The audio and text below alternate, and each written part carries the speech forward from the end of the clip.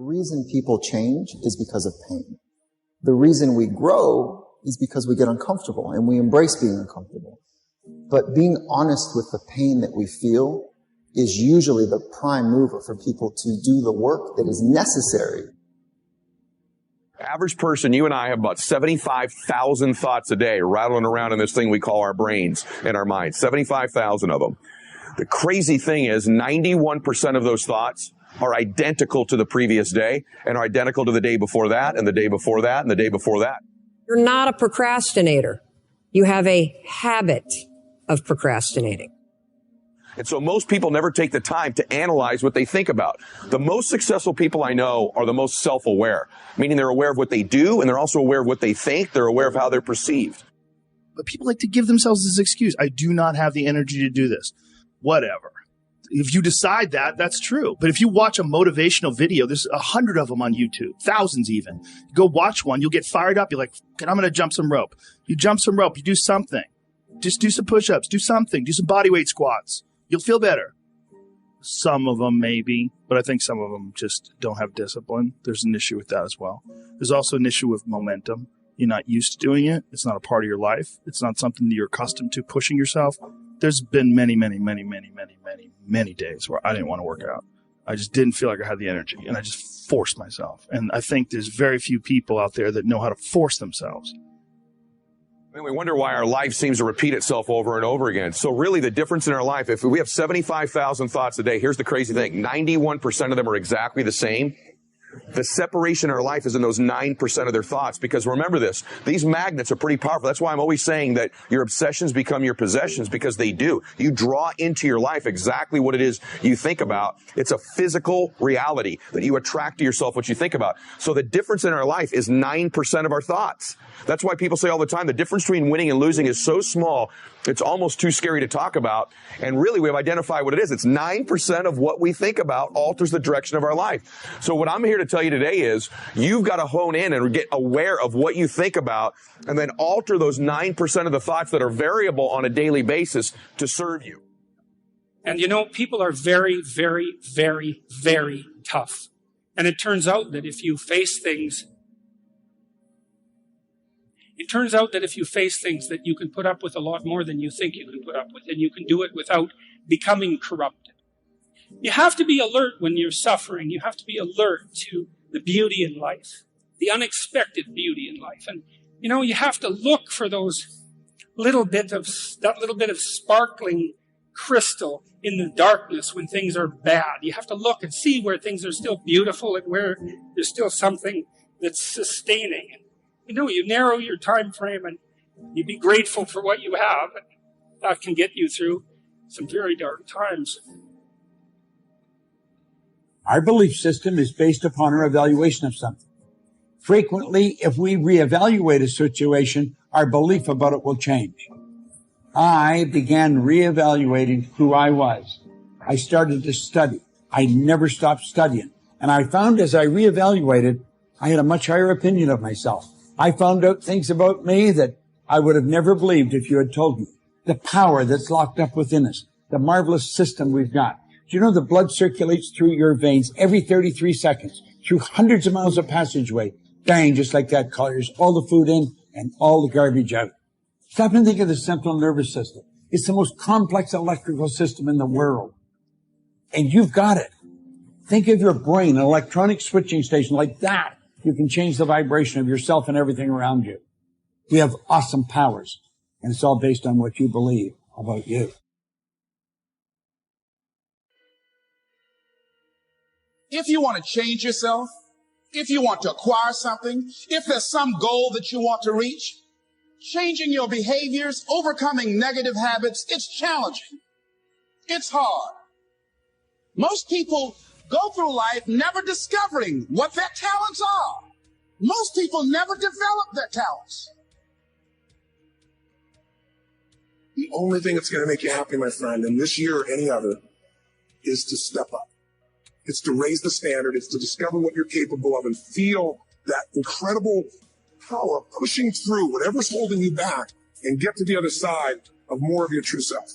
That's what this game's all about. When you step into your fears, and continue to push yourself to go on, something happens for you.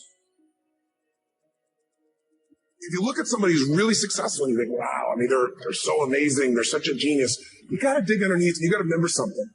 People are rewarded in public for what they practice for years in private. If you don't develop the courage to do that which has been given you to do, and you spend a lot of time going around trying to convince other people or trying to get their approval, what will happen is that you will lose your nerve. And other people will convince you that what you're doing doesn't have any value, and you'll give up on your dream. How much time do you have left? How much time do you have left?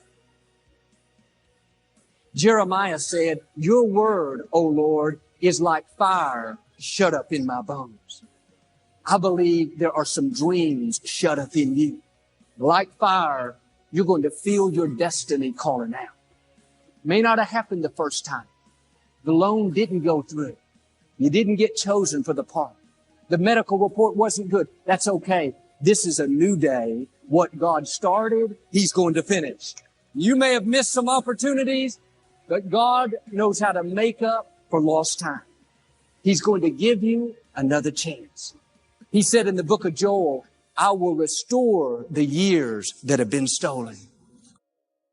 Progress equals happiness. And if we can make progress on a regular basis, we feel alive. And that's why at the beginning of the year, we get this thing like, okay, I can have this fresh start. I can really do what my soul desires. I can expand. I can grow. I can improve. I could change. Or maybe better than change, I could progress. See, think about that. Progress is an aliveness to it, doesn't it? You don't have to work at changing. People say all the time now, well, I'm working on changing. Don't worry about it. You don't have to work on changing. Change is automatic. Your body's going to change whether you want it or not as the years go by. And no matter how hard you work, there's going to be some changes going on there. The economy is going to change no matter what you want it to do. The weather is going to change. Relationships are going to change. Everything in life is always changing. We don't have to work on change. Change is automatic, but progress is not. So if you want to make real progress, then you really got to look at your life in a different way. You got to say, I got to take control of this process and not just hope it's going to work out like people do who make a resolution. You may have lost years because somebody else put you at a disadvantage, or years because of your own choices. God knows how to make up for it.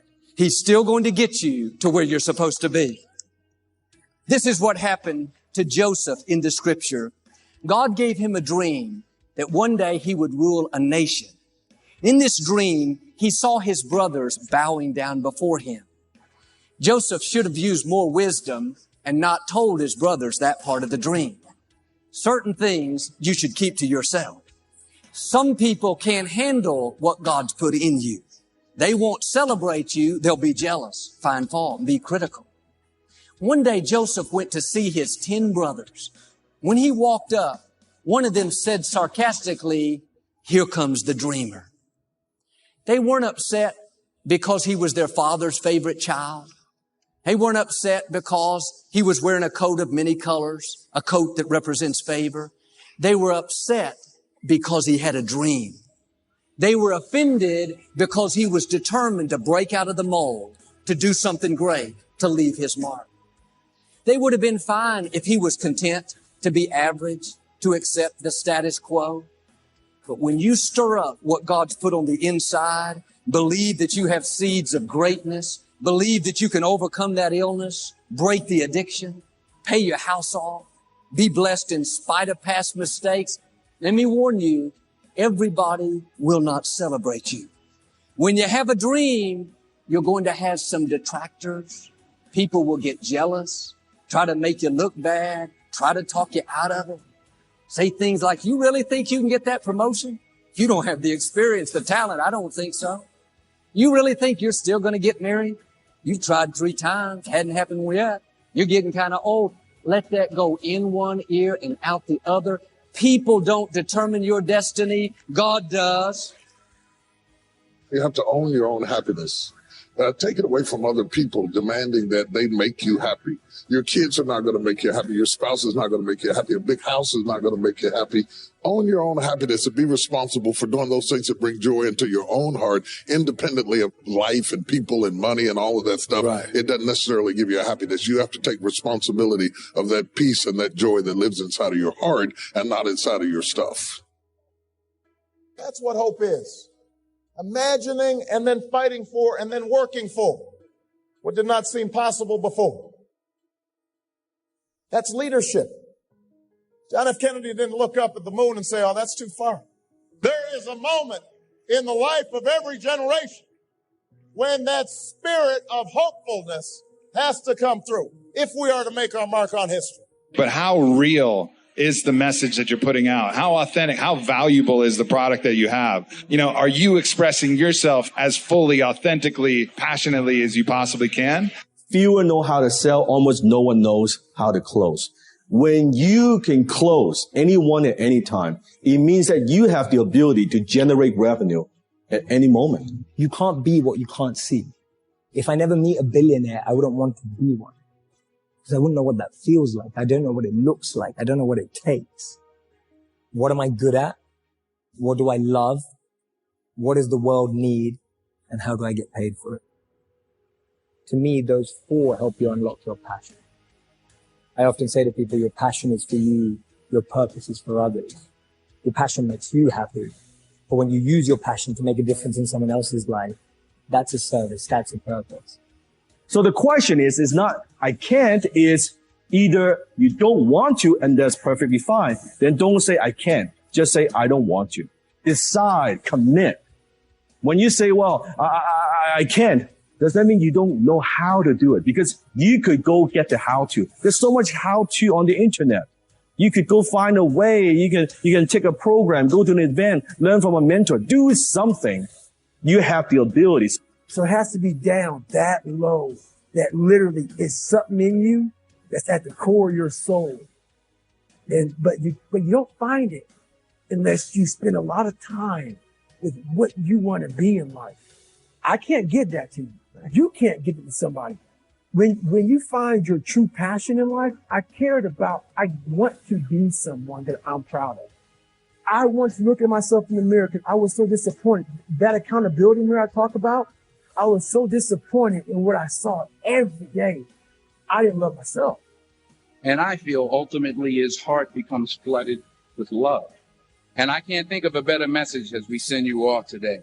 To not only take risks, but to be open to life, to accept new views, and to be open to new opinions. While it may be frightening, it will also be rewarding. Because the chances you take, the people you meet, the people you love, the faith that you have, that's what's going to define you.